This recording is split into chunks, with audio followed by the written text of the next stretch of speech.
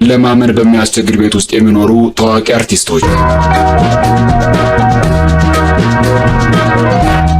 አርቲስቶች ብዙ ጊዜ የማይጠበቅ ህይወት ይኖራሉ። ሀብታምና የሞላላቸው መስለው እየታዩ ነገር ግን ህይወታቸው በችግር የተጎሳቆላሉ።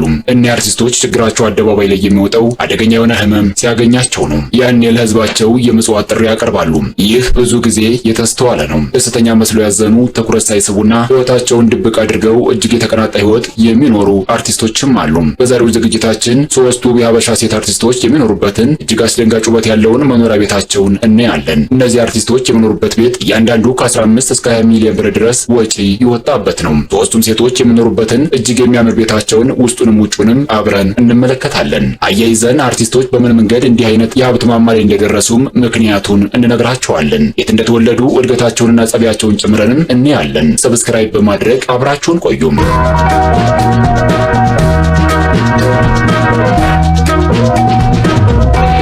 ቤተ መንግስት በሚመስል ቤት ውስጥ ከሚኖሩት የኢትዮጵያ ውብ ሴት አርቲስቶች መካከል አንደኛ ሜላት ነብዩ። ስለ ሜላት ነብዩ ሲነሳ ወደ ብዙዎች አእምሮ የሚመጣው ከአርቲስት ሄኖክ ድንቁ ጋር የፈረሰው ጋብቻና እሱን ተከትሎ የነበረው ውዝግብ ነው። ይሁን እንጂ መሀል አዲስ አበባ ጉለሌ ሰፈር ተወልዳ ያደገችው ሜላት ነብዩ እጅግ የሚያስገርምና ብዙዎችን የሚያስቀና ህይወት ያላት ናት። ያለፈው ህይወቷን በሚገባ መቋቋም የቻለችው አርቲስት ሜላት ነብዩ እጅግ ቅንጡ ህይወት ከሚኖሩት ኢትዮጵያውያንም ሆነ አርቲስቶች ቀዳሚዋ ናት። ሊዲያና ኢቲኤል የተባሉ ሁለት ልጆች ያሏት ሜላት መኖሪያ ቤቷ እጅግ ውብና ቅንጡ ወይም ሌክዠሪ ነው። መኖሪያ ቤቷ በሰፊ ግቢ ላይ የተንጣለለ G+1 ዋይት ሃውስ ሲሆን ውስጡ በበርካታ ክፍሎች የተከፋፈለና በመብራት ያሸበረቀ ነው። ቤቱ ከውስጥም ከውጭም ነጭ ቀለም የተቀባ መሆኑ እይታ እጅግ ማራኪ ያደርገዋል። ግቢ ውስጥ ካሉት አበቦችና ዛፎች ጋር ተዳምሮ ግቢውን ሳቢ አድርጎታል። በቤት ውስጥ ሜላት የራሷ የልብስ ስቶር፣ የስጦታ ዕቃዎች ክፍልና ሌሎችም በርከት ያሉ ሳሎኖችን ያካተተ ነው። ሜላት ነብዩ በዚህ ቤት ውስጥ ከባለቤቷና ከልጆቿ ጋር የምትኖር ሲሆን ነገር ግን ሌሎች የቤተሰብ አባላትም አብረው በጋራ ይኖራሉ። ሜላት ታላቅ እህቷና የእህቷ ባለቤት እንዲሁም ልጆች አብረው በዚህ ቤት ውስጥ ይኖራሉ። ሌሎች የሜላት እህቶችም ኑሯቸው በዚህ ቤት ውስጥ ነው። እለኛ ነኝ ማድረግ የምፈልገውን ሁሉ አድርጋለሁ የምትለው ሜላት አሁን ላይ እጅግ ደስተኛ ህይወት እንደምትኖርና ያለፈው ህይወቷን እንደረሳች ትናገራለች። አልተሰበርኩም፣ አልተጎዳሁም፣ አልተገፋውም ስትልም ጥንካሬዋን በኩራት ትገልጻለች። አሜሪካ ሄዳ ለ2 ዓመት እንደኖረች የምትናገረው ሜላት የፊልም ስራ የጀመረችውም ከአሜሪካ መልስ መሆኑን ትገልጻለች። ሜላት ከፊልሙ አስቀድማ ማስታወቂያዎችን ስትሰራ የነበረ ሲሆን ማስታወቂያ ከሰራችላቸው መካከል የዚህነት ቅባት፣ የውሃ፣ የፍሳሽ፣ የማስቲካና የውሃ ማጣሪያ ማስታወቂያዎችን ሰርታለች። ከሌሎች ባልደረቦቿ ጋር በመሆን 3 ቤተክርስቲያን ያሰራቸው ሜላት በመንፈሳዊ ህይወቷ አሁን ላይ የበለጠ ጠንካራ መሆኗ ይነገርላታል። የኦርቶዶክስ ሃይማኖት ተከታይ ስትሆን በተደጋጋሚ በቤተክርስቲያኗ የጉዞና የመሳሰሉት እንቅስቃሴዎች ውስጥ ስትሳተፍ ትታያለች። በመኖሪያ ቤቷ ውስጥም የጸሎት ቤት እንዳላት ተመልክተናል። ሜላት ከአርቲስት ሄኖክ ድንቁ ጋር ከተለያየች በኋላ ከ3 ዓመት በፊት ከአቶ ሚካኤል ጋር የፍቅር ግንኙነት ጀምራ አሁን አብረው እየኖሩ ይገኛሉ። አሁን ላይ በትዳር አብረው ከሆኑ 2 ዓመት ሲሆናቸው የፍቅር ግንኙነት ከጀመሩ ደግሞ 3 ዓመታትን አስቆጥረዋል። አንድ ልጅም ወልደዋል። ሜላት ለብዙ ሰዎች ሞልቃቃ መስላቸዋለሁ፣ ነገር ግን እኔ ሞልቃቃ አይደለሁም ትላለች። ዘናጭ ለመሆን አልሞክርም፣ ግን ደስ የሚለኝን እለብሳለሁ የምትለው ሜላት ያላት የባህል ልብስ ስንት እንደሆነ እንደማታውቀውና ከገዳማት ብዙ የባህል ልብሶች እንደተሰጧት ትናገራለች። ሜላት በአሁኑ ሰዓት በሚሊዮን ብር በጀት ሜላት ሽቶ የተባለ የሽቶ ፋብሪካ እያስገነባች ሲሆን ግንባታው ከተጀመረ 3 ዓመት ሆኖታል። በቅርቡም ግንባታው ተጠናቆ ሜላት ሽቶ በተባለ ብራንድ ቢዝነሱን እንደምትቀላቀል አስታውቃለች። ሜላት ነብዩ እጅግ ቅንጡ ህይወትን ከሚኖሩት የኢትዮጵያ አርቲስቶች ቀዳሚዋ ናት። መኖሪያ ቤቷም ከ15 እስከ 20 ሚሊዮን ብር ድረስ ዋጋ ያወጣል። ሜላት በቅርቡ በአዳዲስ የጥበብ ስራዎች እንደምትመለስም አስታውቃለች። ሜላት ራሷ የምታንቀሳቅሰው የፊልም ፕሮዳክሽንም አላት።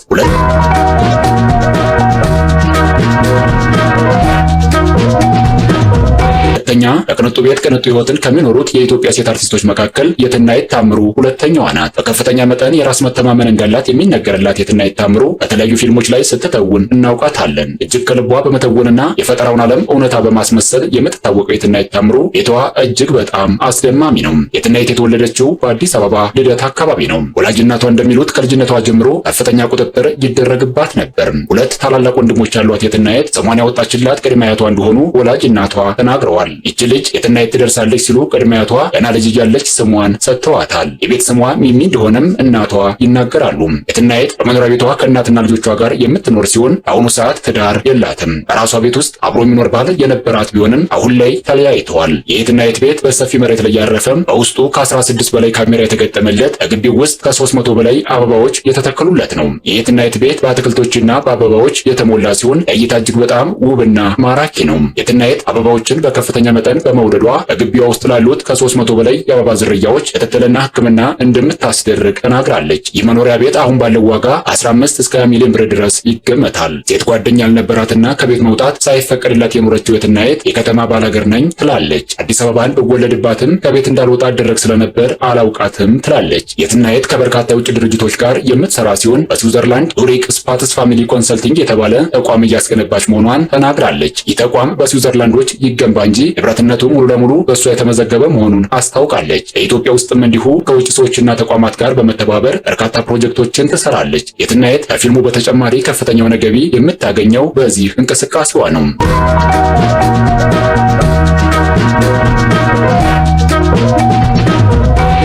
ሶስተኛ የሐረር ተወላጇ አርቲስት ሃይማኖት ግርማ። ሃይማኖት ግርማ ፈታ ባለው ባህሪዋ ትታወቃለች። የምስራቅ ሰው በሚታወቅበት ጨዋታና ነጻነት ሃይማኖትም ተከናበታለች። ቤቷም የሐረርን ባህል የሚያንጸባርቅ ሲሆን ጂ+2 ነው። በዚህ መኖሪያ ቤቷ ውስጥም ብቻዋን አትኖርም። አጠቃላይ ቤተሰቦቿ አብረዋት ይኖራሉ። ቤቷን የገዛችው አረብ ሀገር ሄዳ ከተመለሰች በኋላ እንደሆነም ትናገራለች። ከቤተሰብ መራቅ የሚያስጨንቃት ሃይማኖት ግርማ አሁን የምትኖርበትን ቅንጡ ቤት የገዛችው አጎቷ አጠገብ ላይ ቤት ስላለው መሆኑን ትናገራለች። ሃይማኖት ከልጅነቷ ጀምራ ሰው የሰራውን ሁሉ መስራት ትፈልግ እንደነበር ወላጅ እናቷ ትናገራለች። በ1989 ዓ.ም ከሐረር ከአያቴ ጋር ቢሾፍቱ መጣሁ የምትለው ሃይማኖት እዚያ አክስቴ ተቀይራ ወደ አዲስ አበባ ስትመጣ በ99 ወደ አዲስ አበባ ገባሁ ትላለች። ሃይማኖት ወደ አዲስ አበባ እንደመጣች ከዚያ በቀጥታ ወደ ሙዚቃው ገባች። ከዚያም አረብ ሀገር ሄዳ ሰርታ ከተመለሰች በኋላ ይህን የመሰለ ቤት ገዝታለች። መኖሪያ ቤቷ እጅግ በጣም ውብና ሰፊ ሲሆን በአንድ በኩል ብቻ ለእርግቦች የተሰራና ለእነሱ መጫወቻ የሚሆን ሜዳ አለም። ከድሮም እርግቦችን ወዳለሁ የምትለው ሃይማኖት ቤት አሰርታላቸዋለች። በዚህ መኖሪያ ቤቷ ውስጥ ሃይማኖት የስፖርት ጂምናዚየም ክፍልና የራሷ የውበት ሳሎን አላት። እና ሃይማኖት ግርማ ሰብሰብ ብለው የሚኖሩ ሲሆን በምስራቅ ባህል ዝቅ ባለ ሶፋ ላይ እግርን አጥፈው በመቀመጥ ቡና ይጠጣሉ። ከቤት ውጪ ክለብ አልፎ አልፎ እሰራለሁ የምትለው ሃይማኖት የምትኖረው ግን ከዚህ በማገኘው ገቢ አይደለም ትላለች። ሙዚቃ በትርፍ ሰዓት ነው የምሰራው። ሙዚቃ የመጀመሪያ ገቢ አይደለም። በገቢው ጥሩና በጎ ስራ ሰራበታል የምትለው ሃይማኖት የምትተዳደረው በሌላ ስራ መሆኑን ትናገራለች። በዘፈን የማገኘውን ገንዘብ ለበጎ አድራጎት እንደምታውለው ትናገራለች። አርቲስት ሃይማኖት ትልልቅ ልጆችን ማድረስ የቻለች ሲሆን ዛሬም አንዳንዴ በክለብ ውስጥ እንደምታቀነቅን ይታወቃል። እነዚህ ሶስት አርቲስቶች በተጨማሪ በንጡ ህይወትን ጸጥ ብለው እያጣጣሙ ያሉ በርካታ አርቲስቶችም አሉ። ትልቅ ስምና ዝና ይዘው የተጣሉና እጅግ ዝቅተኛ ህይወት የሚኖሩ በርካታ አርቲስቶችም መዘንጋት የለባቸውም። በበቃን መልካም ጊዜን ተመኘን።